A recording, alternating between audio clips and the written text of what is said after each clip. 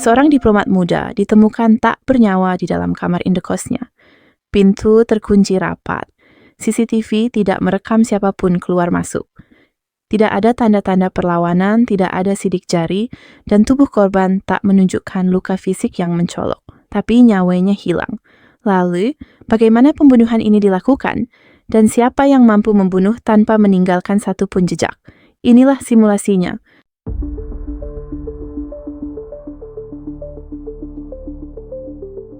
Setiap pembunuhan terencana dimulai dari satu hal, pengamatan. Pelaku tidak langsung bertindak. Ia menunggu, mencatat, dan mengenali pola. Ia tahu kapan korban pulang, kapan lingkungan kos sepi, bahkan tahu arah kamera CCTV yang menghadap koridor. Bisa jadi ia menyamar sebagai tamu atau punya akses sebagai orang dalam. Tujuannya, mencari celah kecil yang bisa dimanfaatkan tanpa menimbulkan kecurigaan. Dan ia menemukan itu, kamera yang tidak mengarah langsung ke pintu korban, serta waktu-waktu sunyi antara tengah malam dan subuh. Disinilah aksi dimulai. Pelaku berhasil membuka pintu korban yang terkunci dengan smart lock, tanpa ada kerusakan dan tanpa alarm berbunyi. Bagaimana caranya? Pertama, pelaku mungkin mengenal korban dan pernah diberikan akses masuk, baik via aplikasi, kode, atau fingerprint tamu. Kedua, ia mungkin meretas smart lock karena sistem tertentu bisa dibobol melalui koneksi Bluetooth atau Wi-Fi dengan alat khusus. Ia menggunakan sarung tangan latex untuk menghindari sidik jari. Sepatunya dibungkus dengan shoe cover agar tidak meninggalkan jejak tanah atau pola sol di lantai. Dengan tenang, ia masuk kamar gelap. Korban tertidur dan tidak menyadari bahwa kematian sedang berjalan masuk ke ruang pribadinya.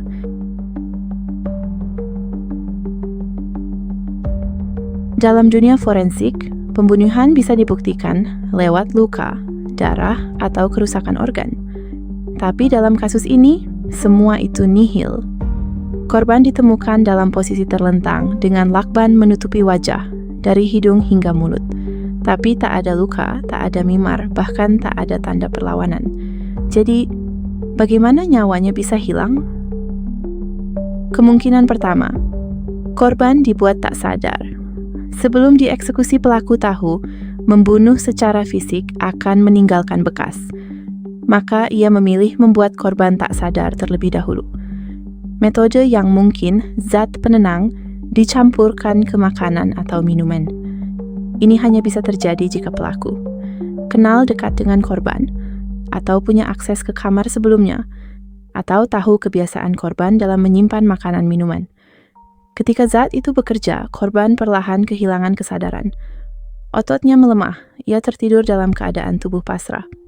Dan inilah saat pelaku masuk ke kamar. Tanpa perlawanan, pelaku dengan cepat melilit lakban ke wajah korban, menutup hidung dan mulut. Dalam hitungan menit, korban kehabisan napas, mati lemas dalam diam. Estimasi keberhasilan. Tanpa jejak, sekitar 90%.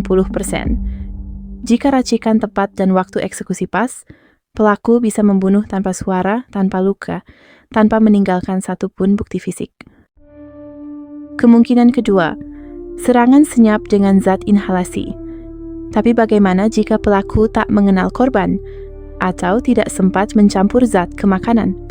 Ada metode lain yang lebih dingin, lebih senyap, dan lebih berbahaya. Cara kerja. 1. Pelaku masuk saat korban sedang tidur, dalam kondisi sadar tapi tidak sepenuhnya waspada. 2. Ia menekan kain yang telah dibasahi kloroform atau eter ke wajah korban, menutup hidung dan mulut. 3.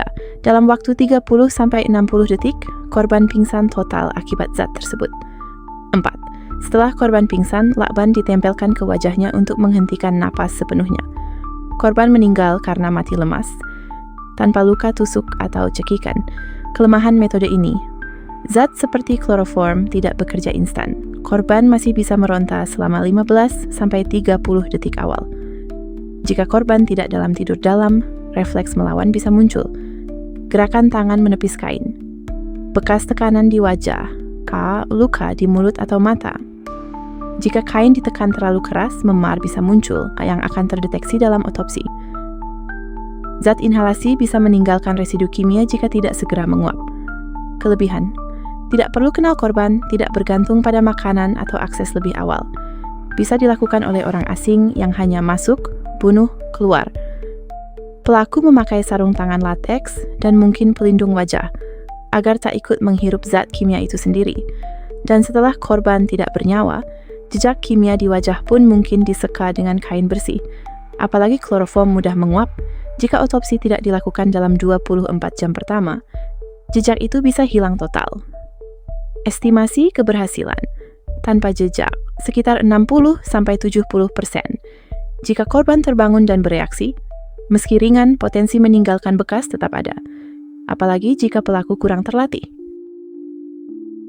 Dalam kasus pembunuhan, selalu ada sesuatu yang tertinggal, setitik darah, sebuah sidik jari, sebuah goresan di pintu. Tapi kali ini, tidak ada apa-apa. Bukan hanya pembunuhan tanpa suara, tapi juga tanpa jejak. Pintu kamar korban menggunakan smart lock. Tidak ditemukan bekas paksa atau kerusakan. Dan yang mengejutkan, tidak ada sidik jari mencurigakan di gagang pintu, meja, atau permukaan lain.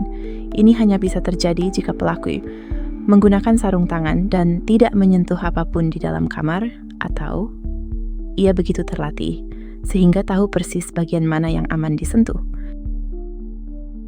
Biasanya, lantai akan menunjukkan jejak sekecil apapun. Debu berpindah, kesan telapak, atau noda dari sepatu atau kaus kaki. Tapi dalam TKP ini, lantai bersih. Bukan hanya tidak ada jejak, bahkan tidak ada pergeseran barang. Kemungkinan pelaku memakai penutup kaki anti jejak seperti overshoe, atau sarung sepatu sekali pakai, atau menyeka jejak setelah keluar. Namun yang paling mengejutkan, barang-barang di kamar tetap rapi. Tidak ada benda yang tergeser, terguling, atau terbuka. Itu artinya pelaku sangat berhati-hati atau sudah pernah berada di kamar itu sebelumnya. Ini bukan pekerjaan orang biasa. Ini pekerjaan orang yang tahu bagaimana mematikan dan bagaimana menghilang. Dalam dunia investigasi forensik, ini sangat langka, dan ketika TKP sebersih ini, maka hanya ada dua kemungkinan. Pembunuhan yang sangat personal atau sangat profesional. Dalam rekaman CCTV, tidak ada satu pun orang masuk atau keluar kamar pada malam kematian korban, tapi ada satu kejanggalan. Sudut kamera berubah sebelum dan sesudah kematian terjadi. Ini bisa berarti dua hal. Pelaku mengalihkan kamera secara manual, atau pelaku mengatur waktu serangan di saat kamera tidak aktif atau sedang delay. Dalam dunia spionage dan kriminal profesional, ini disebut blind spot kill. Serangan saat sistem pengawas sedang tak berguna. Maka saat semua kamera menutup mata, satu nyawa hilang, dan pelaku melangkah pergi, menjadi bayangan yang tak pernah terekam.